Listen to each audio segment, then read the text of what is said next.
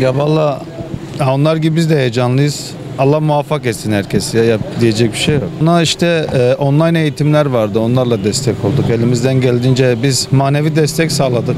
Yani dediğim gibi online eğitimler vardı. Onlardan destek aldı. O şekilde bir çalışması oldu bakalım artık. Valla şöyle söyleyeyim. Şimdi sürekli eğitim sistemimiz değiştiği için artık bir fikir de oluşmadı kafada. Yani sürekli eğitim sistemimiz değişiyor. Herkes gibi ben de endişeliyim tabii. Yani ülke şartlarından dolayı. İnşallah yani bizim yaşadığımızı, yani şöyle söyleyeyim, en şanssız nesil herhalde biziz. Böyle haftanın 7 günün 24 saatinin hemen hemen çoğunu çalışarak geçirip çocuklarına doğru düzgün bakamayarak. Yani öyle bir nesle denk geldik.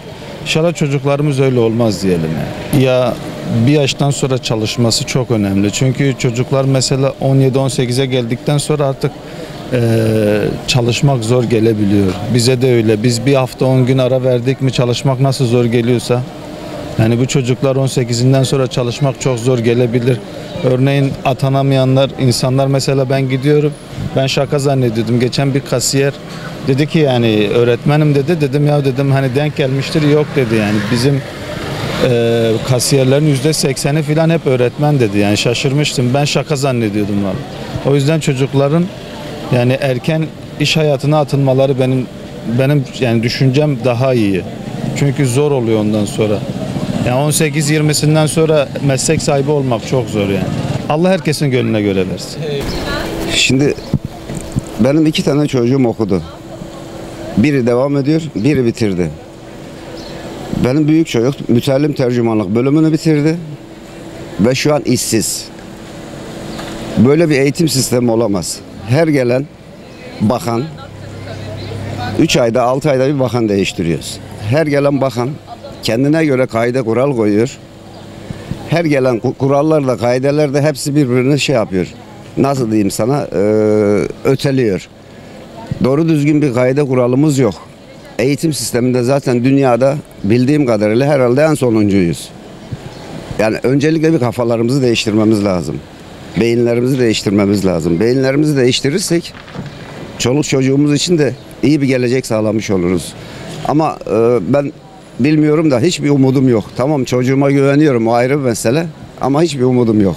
Eğitim bazılarıyla ilgili bir sıkıntımız yok. Sistemimiz sıkıntılı. Eğitim sistemimiz yok yani. Bitik. Benim çocuğum mesela, ben çocuğumun yüzünü görmedim. Yıllardır okudu. Yıllarını verdi ve hala şu an işsiz. Maalesef yani. Yani eğitim sistemimizi değiştirmemiz lazım. Böyle bir eğitim sistemi olamaz. Geçerli, kalıcı, uzun ömürlü bir eğitim sistemi olması lazım. Şöyle heyecanlıyız her şeyden önce.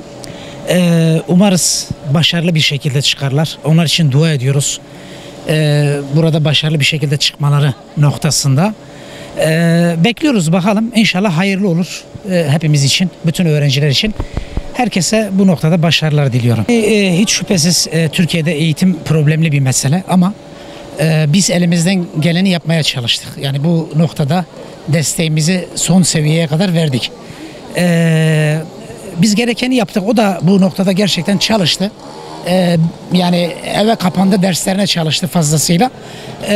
Gerisini göreceğiz. Yani bu çalışmanın semeresini sınavdan sonra göreceğiz artık. Hiç şüphesiz, hiç şüphesiz 4+4+4 problemli bir eğitim süreci. Keza her şeyden önce uzun süreli bir eğitim süreci. Hem eğitim süreci uzun, hem müfredat çok aşırı detaylı, işin özü verilmiyor. Yani bu noktada eski sistemin daha iyi olduğunu ama eski sistemin daha kaliteli hale getirilmesinin elzem olduğunu düşünüyorum yani. Tüm öğrencilerimize başarılar diliyorum. Umarım herkes burada sevinçli, mutlu bir şekilde evine döner.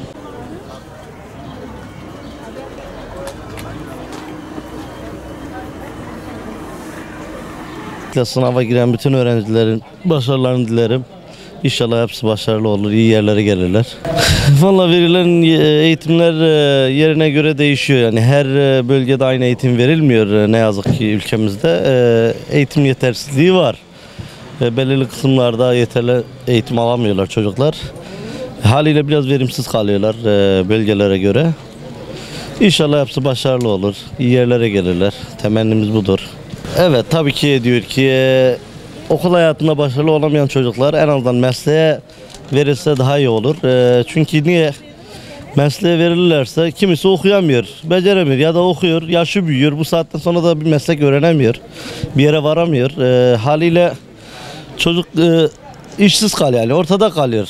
İşe alışmamış, yani ufak yaşta işe alışmadığı için yani hayata olumsuz bak. Meslek liseleri adı gibi bir eğitim vermiyor. Çünkü görüyoruz, yani ben kendim de şahit oluyorum.